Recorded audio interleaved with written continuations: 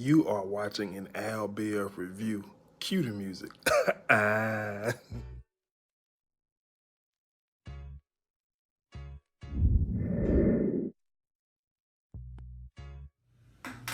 What's going on, guys? You know the vibes. Happy Tuesday. I'm here with the Love and Hip Hop Hollywood recap, review, whatever you want to call it, man. If you're new to the channel, man, be sure to leave me a subscribe, like, share, comment, all that beautiful stuff, man.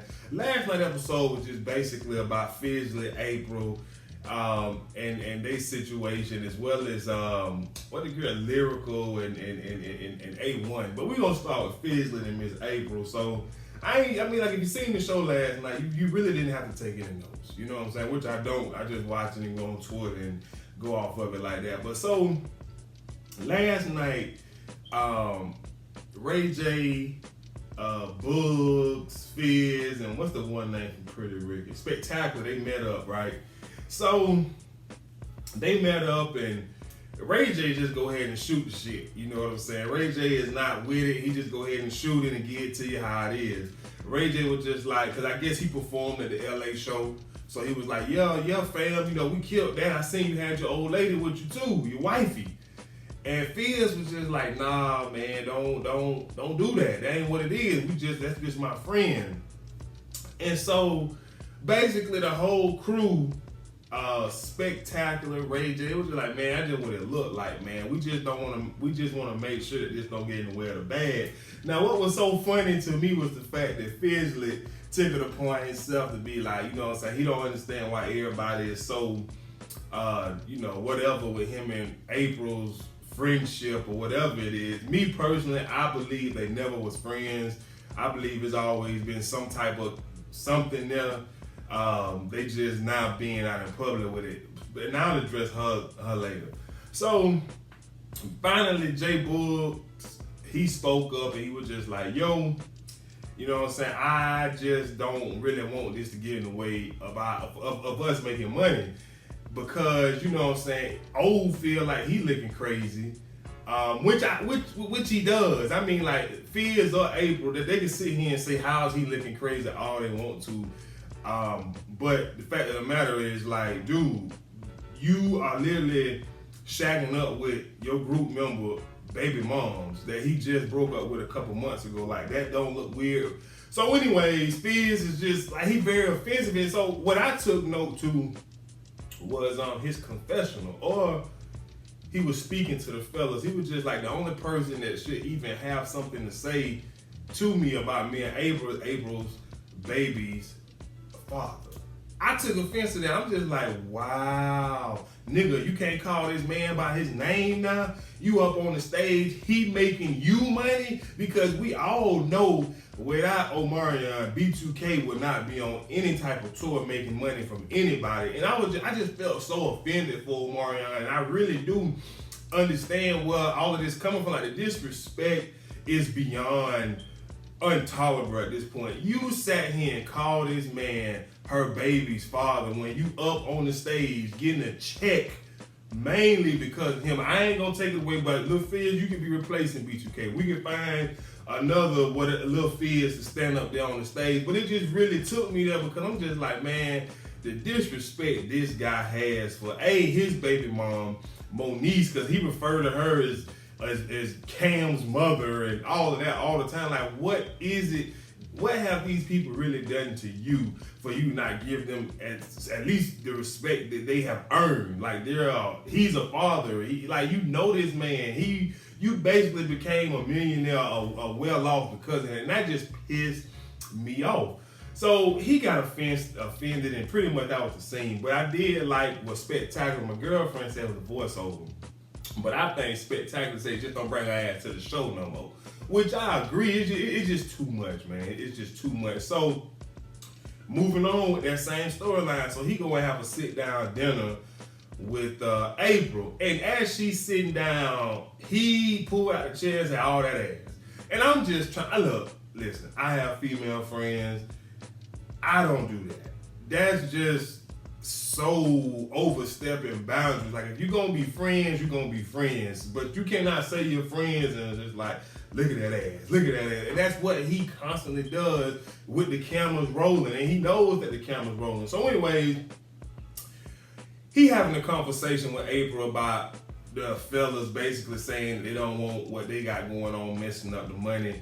And side note, I got tired of all of them saying the bag this episode, because the bag just does not sound right when you use it over and over and over and over again in a conversation. Like, just stop it. Like, it really annoyed me. Like, it really made me shut down to the point where, like, I don't even want to talk. Like, it just pissed me off. They were talking about something, the bag. It just pissed me off. Back on track. So he having a conversation with April about the whole conversation with Bugs and Spec and Ray, and pretty much it. And you know how they feel like what they got going on could possibly mess up, the money. And so she gets offensive as normal, and she was just like, bump my baby father, you know what I'm saying? Like, what should I care that he's whoopty scoop comfortable or feeling this, like, you know what? April this is why Jason Lee fires you, dog. Because as messy as he is, and he is messy, he makes a living off of being messy. Like, you trying to hide in a closet that's full of mess, but you continue to keep, try to keep the door closed for whatever reason. That was a bad analogy, but y'all get what I'm trying to say. April is offended that people is really saying that her dating Fizz could break up the B2K Millennium Tour, which it could. Like, just being realistic, you have to understand that this could happen. That's a possibility. Like, there's rumors, whether they're true or not, saying me and my baby's father, well, you know what I'm trying to say, her and her baby father's group member is having some type of relationship, and yet they get up there. Oh, Marion is the ultimate professional, man, because I would not get this money. I wouldn't. I'd call it quit. I'd tell them, y'all go get a 9 to 5. I'm Omarion. I can find something else to do. I would not. It's becoming too much. So basically, her and Fizz got debate whether she gonna come to the show that's in Chicago, which is her hometown, because she was really looking forward to bringing her mom and her family to the show. Which, why in the hell do your Asian mama want to see B2K? Like, for real, let's be moving on. So we get to Chicago. For whatever reason, earlier in the episode, April, Zell, and Paris had a conversation about the whole situation. And basically, Zell and Paris trying to get the truth out of April, but it ain't happening. So April goes to Chicago, Paris goes to Chicago with April. And these names is getting on my nerve. Paris is being messy, but it's the messy that we need. She is just like, they having a conversation about Fizz, and Paris was just like, the cooch just gonna break the group up, baby. And April, like, her approach to answering these questions just, you know what I'm saying, really bothers me, especially if it ain't really nothing there. She was just like, and I get what she's saying. She was saying, her and Omarion broke up. To this day, she don't even know why they broke up. He just came home one day. He was a completely different guy.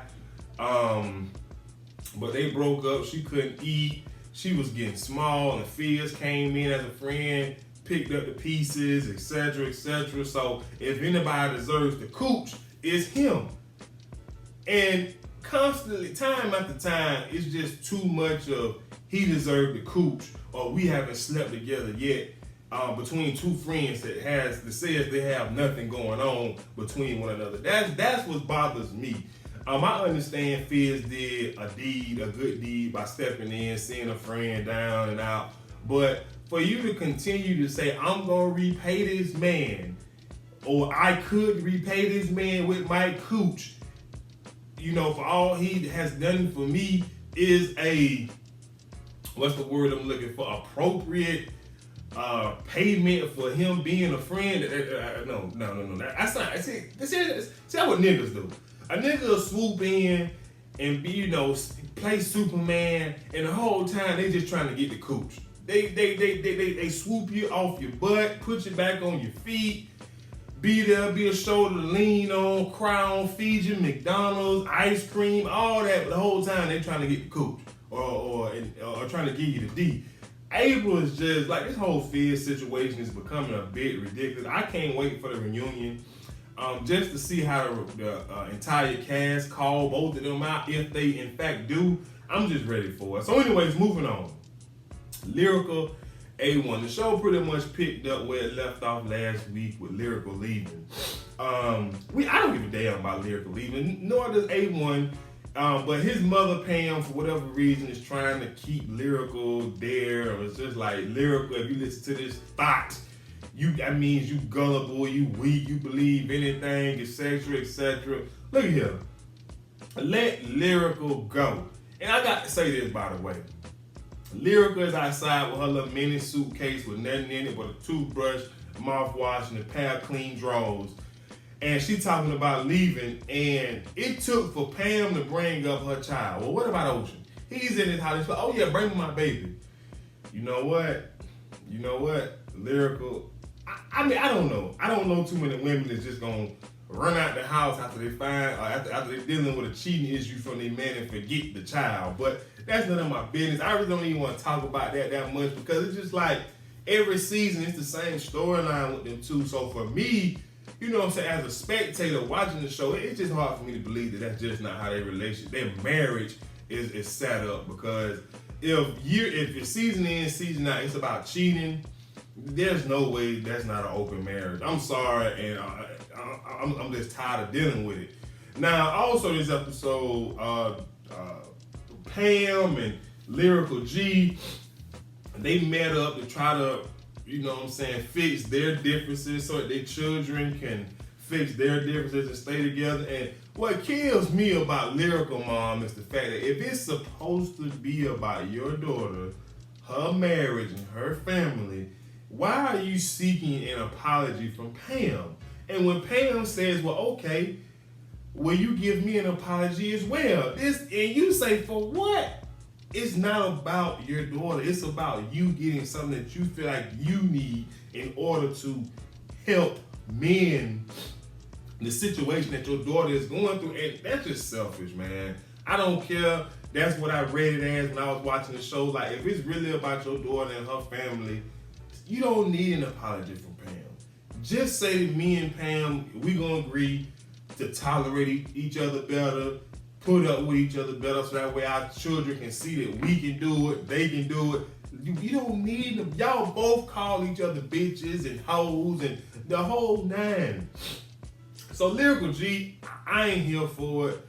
So it's time for some new cast members. So also this episode, I would be wrong for not talking about Apple's boob job in the shopping complex. Now, me personally, I was kind of